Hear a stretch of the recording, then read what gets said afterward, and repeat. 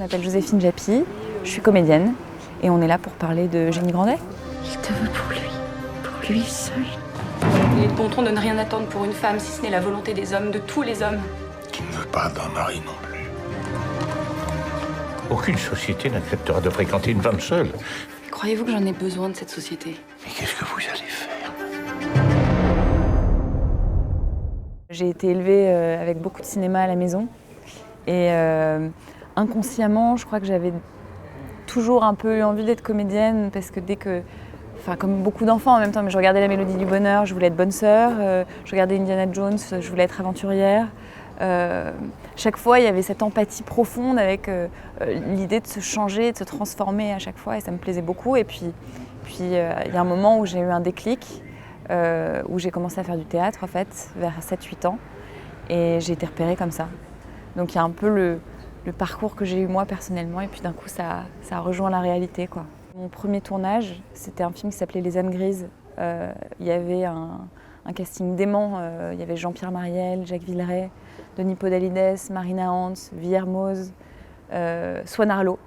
Donc c'était un des premiers films aussi. Donc mon premier film, c'était aussi le premier film de Swan, c'est quand même pas mal.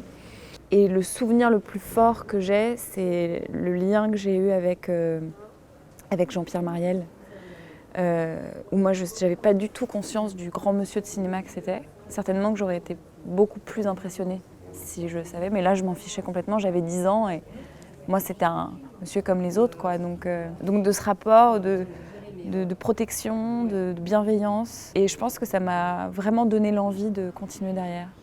Donc je lui dois un peu. Quand j'ai commencé à grandir, je pense que se confronter à mon image est devenu plus difficile avec l'âge. Je pense que petite, ça me paraissait assez... je n'avais pas du tout conscience des enjeux, je n'avais pas du tout conscience qu'il y avait des centaines de milliers de personnes qui allaient me voir. Pour moi, c'était un truc que j'avais fait à côté de l'école. Et en grandissant, c'est devenu plus... Il y avait eu plus d'enjeux. C'est sûr que j'avais déjà vu des films, que j'étais déjà allée au cinéma avant. Mais mon premier vrai souvenir, c'était quand je suis allée voir Harry Potter. C'est sorti, je crois que je devais avoir 8 ans. Et mes parents m'avaient emmenée au cinéma pour voir le film. J'avais l'impression de vivre une soirée d'adulte, quoi. J'allais au cinéma, c'était le soir. Je voyais ce film fantastique, extraordinaire, avec cet univers de dingue, où je rêvais que d'une chose, c'était de prendre le train pour partir aussi à Poudlard. On espérait pendant des années recevoir cette putain de lettre qui n'arrivait jamais. Donc ouais, ça a été mon premier souvenir très fort. Et puis du coup, évidemment, après, je suis restée très fidèle à la saga, quoi.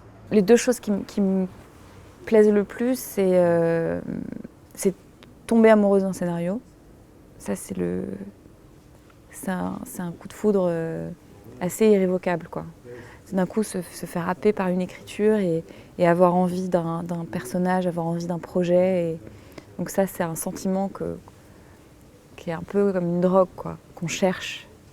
Et après, le plaisir du tournage.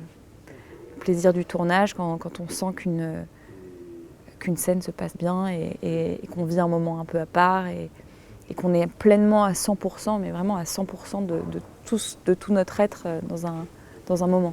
J'avais honnêtement qu'un vague souvenir du livre. Et je pense d'ailleurs que c'était bien parce que je suis rentrée vraiment dans l'histoire par l'écriture de Marc et par ce qu'il avait vu dans le livre, pardon.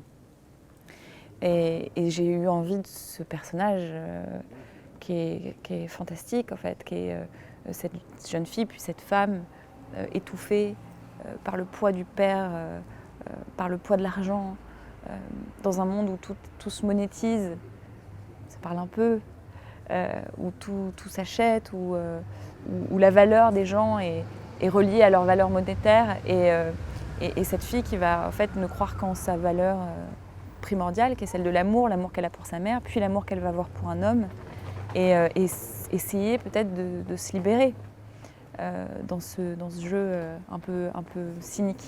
Donc ça, c'est trop génial comme sujet. Si vous le souhaitez, cet après-midi, je vous emmènerai voir le pays. Volontiers. Vous n'avez jamais quitté ces lieux? Parce que vous croyez qu'on m'y autorise? Je vous montrerai Paris un jour. Enlevez-vous tout cela de la tête. Et puis tu le connais à peine. On jase beaucoup en ville sur la façon dont vous traitez votre fille. Est-ce que l'idée d'avoir à payer une dot vous arrache le cœur?